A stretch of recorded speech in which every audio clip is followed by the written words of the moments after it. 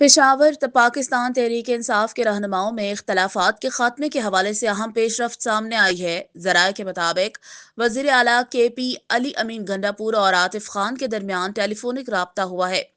जराये का कहना है कि असद कैसर और शहराम तरकई ने वजीर आला अली अमीन गंडापुर को आतिफ खान को टेलीफोन कॉल करने पर आमादा किया।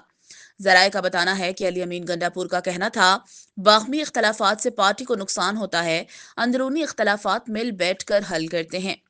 एंटी करप्शन में पीटीआई एमए ने आतिफ खान को तलबी का एक और नोटिस भेज दिया। पीटीआई खैबर पख्तूनख्वा में इख्तलाफात, आतिफ खान और शेर अली अरबाब पार्टी ओहदों से फारिग।